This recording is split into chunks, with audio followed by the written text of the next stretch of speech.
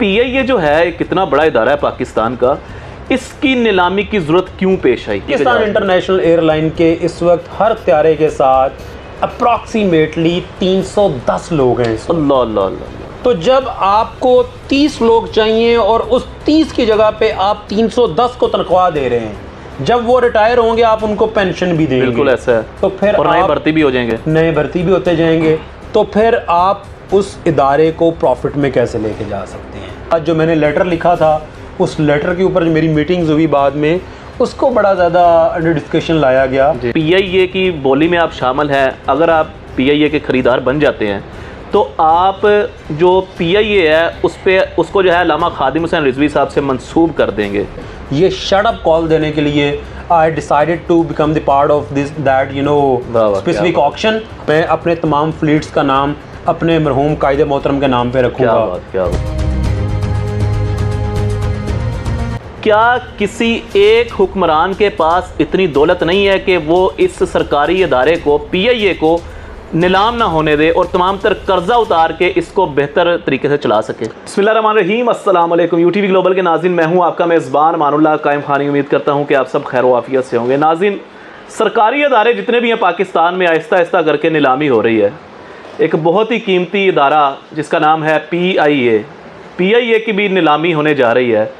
उसमें एक हिस्सेदार जिन्होंने नीलामी में हिस्सा लिया है, बैरिस्टर उस्मान खिज़र मांगर साहब हमारे साथ मौजूद हैं। आइए आज इनसे जानते हैं कि स्पेशली पीआईए जो है, इसकी नीलामी का वक्त क्यों आ चुका है पाकिस्तान में? ऐसी क्या ज़रूरत पड़ गई है कि पीआईए को भी नीलाम किया जा रहा है? आइए बात करते हैं। अस्सलाम वालेकुम। वालेकुम सलाम। कैसे हैं उस्मान भैया? Sir thank you very much, अल्हम्दुलिल्लाह। हाँ, सबसे पहले बताइएगा, सरकारी इदारे आहिस्ता आहिस्ता करके प्राइवेट कर दिए जा रहे हैं। बहुत सारे स्कूल्स देखे सरकारी से प्राइवेट हो गए।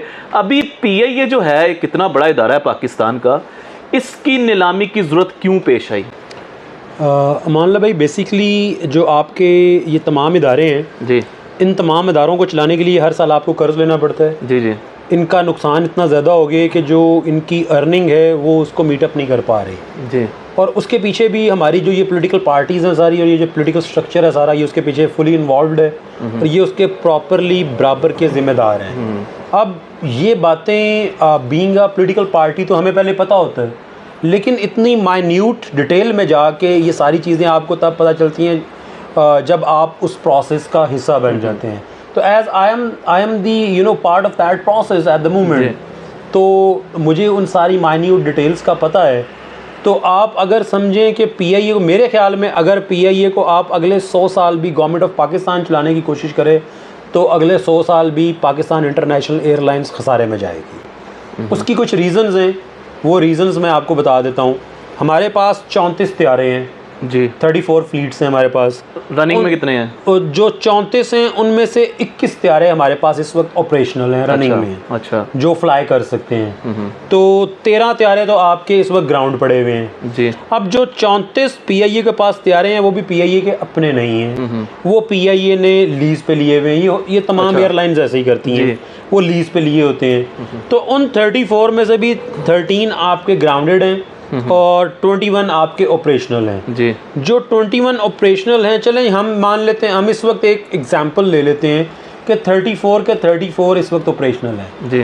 तो एक जो आपका एयरक्राफ्ट होता है उसको रन करने के लिए अराउंड 30 to 40 मेंबर्स का जो क्रू है वो एनफ होता है। अच्छा। जिसमें क्लीनिंग स्टाफ, फ्लाइंग स्टाफ, आपका होस्टिंग स्टाफ, आपका मेंटेनेंस स्टाफ, आपका इंजीनियरिंग स्टाफ, ऑल इंक्लूडेड। मतलब एक जहाज को 30 चलाने के लिए उसका निजाम जो है वो दुनिया में 30 to 34 पीपल्स चाहिए होते हैं, लोग चाहिए होते हैं जो अमला होता है जहाज का। 30 to 40 तो अभी कितने हैं पाकिस्तान के? एक और पाकिस्तान इंटरनेशनल एयरलाइन के इस वक्त हर त्यारे के साथ अप्रॉक्सीमेटली 310 लोग हैं। अल्लाह अल्लाह अल्लाह। तो जब आपको 30 लोग चाहिए और उस 30 की जगह पे आप 310 को तनख्वाह दे रहे हैं, जब वो रिटायर होंगे आप उनको पेंशन भी देंगे। बिल्कुल ऐसा है। तो फिर और नए भर्ती भी हो जाएंगे, नए भर्ती भी होते जाएंगे।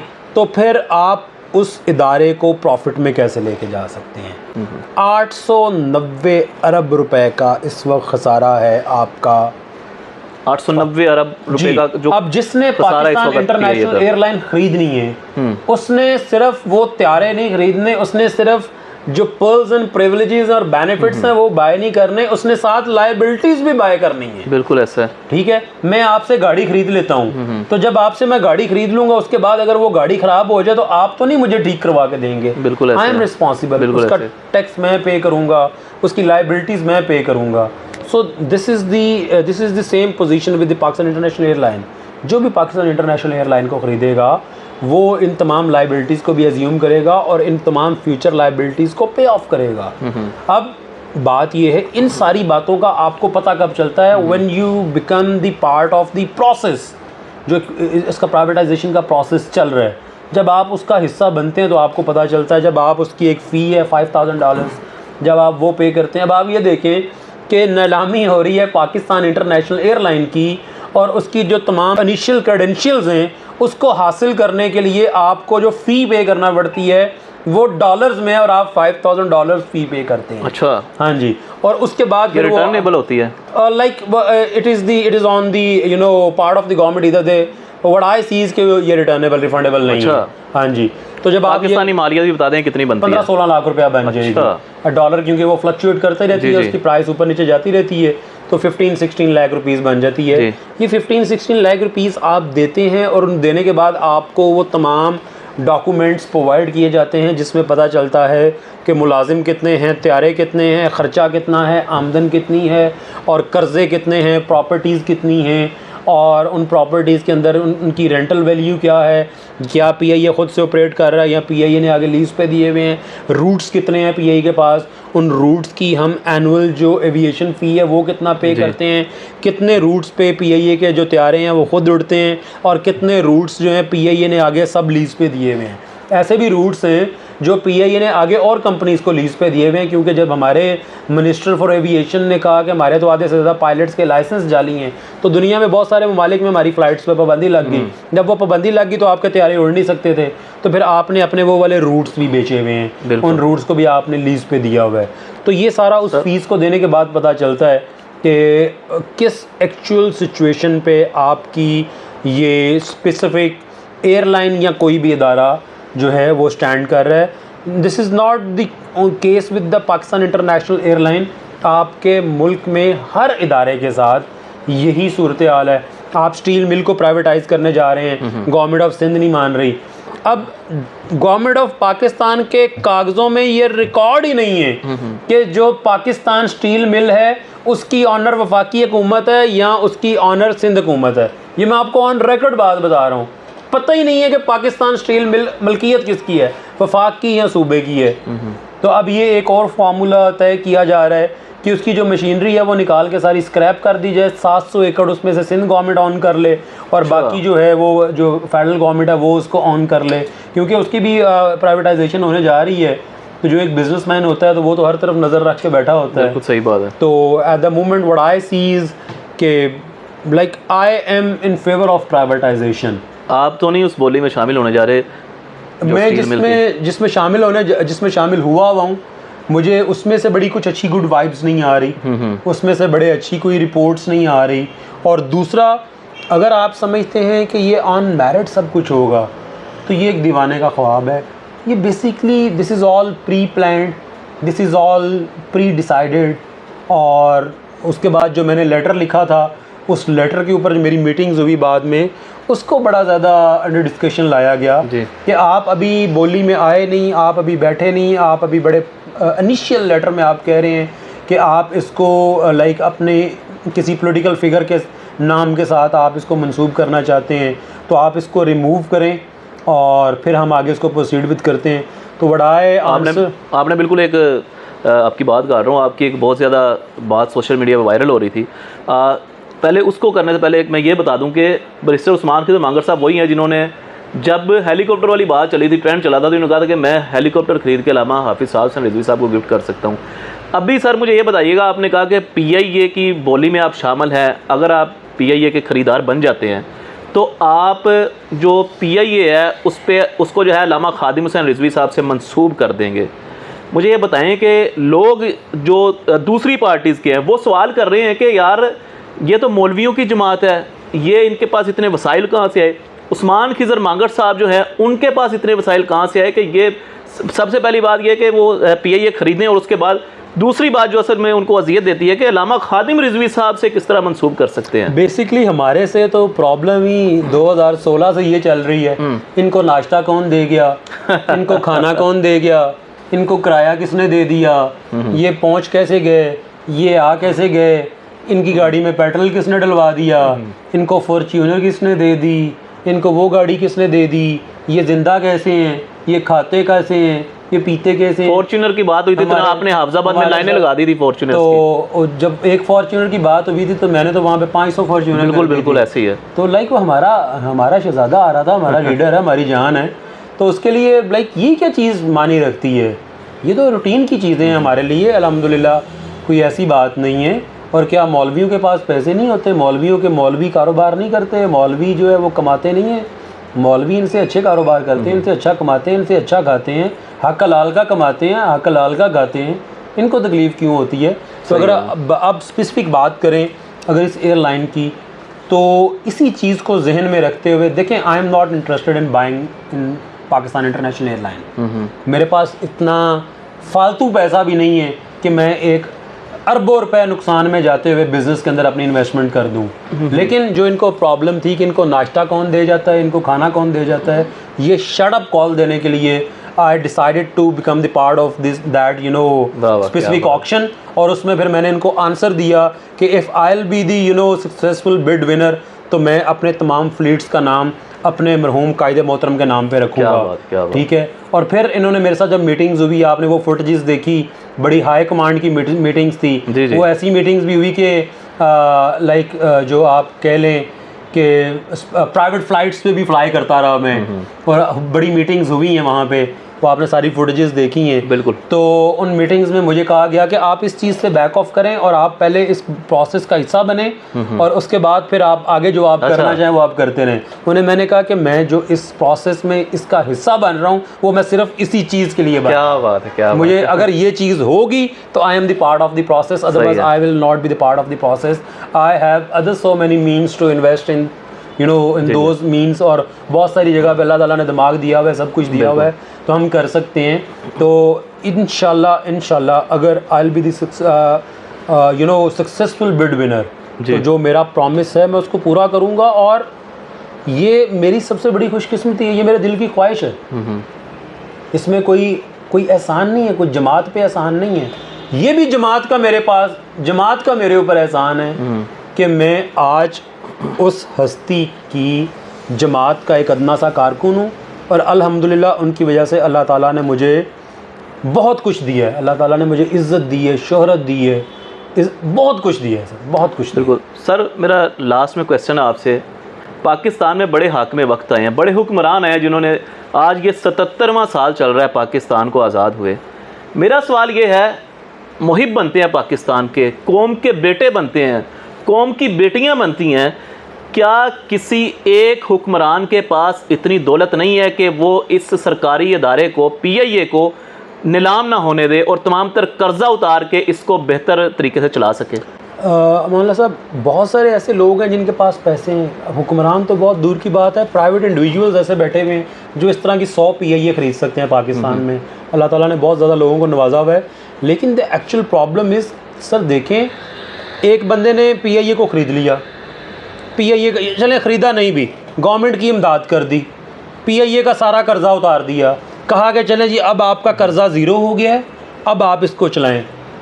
तो अब आपको एक जहाज़ के साथ 40 लोग चाहिए और आप 310 लोग लेके फिर रहे हैं, तो क्या दोबारा कर्जा नहीं चढ़ जाएगा? मतलब 270 लोगों को तो फारिग करना पड़ेगा फिर। सर फारिग, ये सिर्फ 270 लोग नहीं हैं, ये 270 माफियाज हैं अंदर। ये सारी भर्तियां कैसी हुई हुई हैं? कोई नून लीग ने कर ली, कोई पीपल्स पार्टी ने कर ली, कोई एमकेएम ने करवा ली। ये सारी पॉलिटिकल भर्तियां हैं। तो ये सारा एक पूरा एक जाल बिछा हुआ है। जब तक ये किसी प्राइवेट सेक्टर के हाथ में नहीं जाएगा, तब तक वो उस जाल को बिछाने वाले हैं, वो कभी भी इस जाल को ख़त्म नहीं होने देंगे। देखिए, आज आप कर्जा ज़ीरो कर दें तो क्या एमकेएम गवर्नमेंट में नहीं है? क्या नून लीग गवर्नमेंट में नहीं है? क्या पीपल्स पार्टी गवर्नमेंट में नहीं है? तो क्या जिन्होंने वो लोग भर्ती करवाए में अब उनको वो निकलने देंगे? क्या उस खसारे को कम होने देंगे? तो इसलिए sir the only solution is privatisation. Privatisation से ये नहीं होगा कि इसका नाम चेंज हो जाएगा, नाम इसका पाकिस्तान इंटरनेशनल एयरलाइन ही रहना है। देखिए PTCL है ना, खसारे में थी, आपने PTCL को नीलाम कर दिया, आपने उसको प्राइवेटाइज कर दिया, नाम उसका आज भी PTCL ही है, लेकिन आज पूरे पाकिस्तान में PTCL का नेट चल रहा है जी। PTCL आज आपका पूरे पाकिस्तान में प्रॉफिट अर्निंग एक इंस्टीट्यूट है, आपका इदारा बना हुआ है। माई क्वेश्चन इज लोगों से कि अगर PTCL को आज भी हुकूमत पाकिस्तान चला रही थी तो आपको ये इंटरनेट मिल रहा होता, आपको ये सारी सहूलियात मिल रही होती, ये सर्विसेज मिल रही होती, आपको यही बताया जाता कि इनके ऊपर भी 800 अरब जो है वो खसारा है और कर्जा चल रहा है।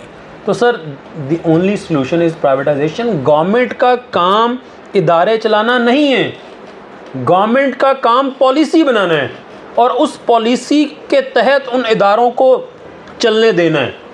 ये किसी भी गवर्नमेंट का ये काम होता है। सही बात। गवर्नमेंट का काम इदारे चलाना नहीं होता, गवर्नमेंट का काम लोगों को फैसिलिटेट करना होता है, गवर्नमेंट का काम निज़ाम बनाना होता है, इदारे बनाना नहीं होता।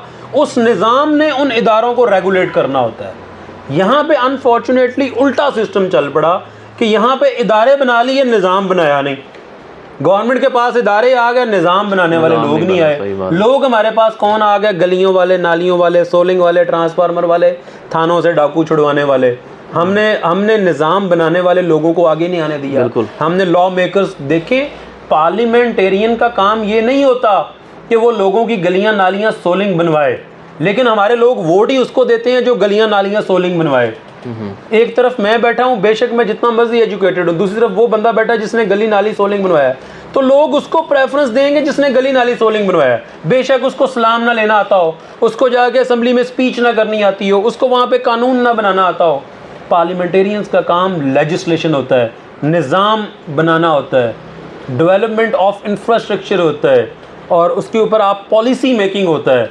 लेकिन हम उन लोगों को लेजिस्लेचर में लेके जाते हैं जो लोग बेसिकली डेवलपमेंट करते हैं और उसमें से कमीशंस लेते हैं और लोगों के इल विल्स को सेटिस्फाई करते हैं। बिल्कुल, ये तो बल्दियात का काम होता है ना, किसी लीडर का काम नहीं है कि वो सड़कें बनाए, वो गटर। बरतानिया में जो मेंबर पार्लियामेंट है उनको गलियों के लिए फंड मिलते हैं, उनको नालियों के लिए फंड मिलते हैं, उनको ट्रांसफर पोस्टिंग का इख्तियार है। बरतानिया का वजीर आजम भी पुलिस के एक सिपाही को फ़ोन नहीं कर सकता, बरतानिया का वजीर आजम पुलिस के सिपाही को फ़ोन नहीं कर सकता। यहाँ पे आपका जो MPA है वो पूरा DPO चेंज करवा लेता है, IG चेंज करवा लेता है, SP चेंज करवा लेता है, DIG चेंज करवा लेता है। तो सर आपको निज़ाम चेंज करना पड़ेगा।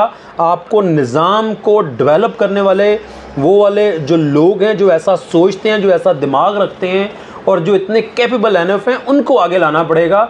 अगर आप यही अंगूठा, मैं मजाक नहीं उड़ा रहा, मैं किसी की तज़हीक नहीं करना चाह रहा, अगर आप उन्हीं अंगूठा छाप भी बहुत इंटेलेक्चुअल माइंड्स होते हैं, लेकिन अगर आप उनको लेके आएंगे तो फिर आप दुनिया के साथ नहीं चल सकेंगे। फिर आपको यही सारा सिस्टम ऐसे ही आप पे कर्जे चढ़ते जाएंगे और हम बिल पकड़ के रोते रहेंगे, महंगाई को रोते रहेंगे और ये रोते रहेंगे कि ये इदारा इधर जा रहा है, ये इदारा उधर जा रहा है। So let them get the privatise, इनको होने दें प्राइवेटाइज और let them capable enough people run the institutions. Government को चाहिए कि वो पॉलिसी ऐसी बनाए। गवर्नमेंट देखें, जो बंदा PIA ले लेगा, मैं नहीं लेता, कोई और लेता है, तो क्या वो गवर्नमेंट को टैक्स नहीं देगा? वो गवर्नमेंट को सिविल एविएशन को टैक्सेस नहीं देगा?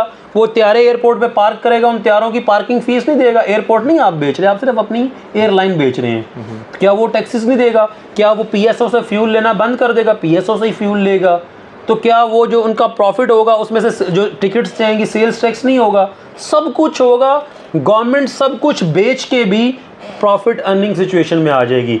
और जब किसी इदारे को आप प्राइवेटाइज करते हैं तो ऐसा नहीं है कि ये PIA, अमानुल्लाह साहब PIA आपकी होगी, 49% गवर्नमेंट ऑफ पाकिस्तान उसकी मालिक रहेगी, 51% अगर आप ख़रीदते हैं तो आप मालिक हो जाएंगे। स्टिल आपके पास 49% शेयर्स उसके हैं और आप आधे मालिक भी हैं उसके और आप साथ टैक्सेस भी ले रहे हैं, प्रॉफिट्स भी ले रहे हैं, तमाम चीज़ें ले रहे हैं।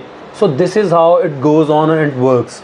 तो लोगों को समझाना चाहिए कि what actually the privatisation is. बिल्कुल, अदरवाइज़ अगर वो प्राइवेटाइज नहीं होगा तो आपने खबर सुन ली है, DHA में 2-2 कनाल के 20, 21, 22 ग्रेड के ऑफिसर्स के लिए बंगले बनना स्टार्ट हो गए हैं, 68 अरब रुपया उसके लिए जारी हो गया है। तो फिर आपके टैक्सेस में से वो कहाँ से?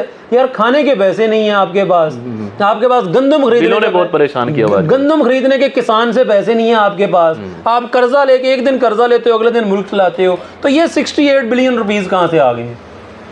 बिल्कुल सर। तो लाइक लोगों को इस चीज़, जब तक अवाम इसके ऊपर नहीं सोचेगी, कौम नहीं सोचेगी, तब तक ये प्रॉब्लम ऐसे ही रहेगी।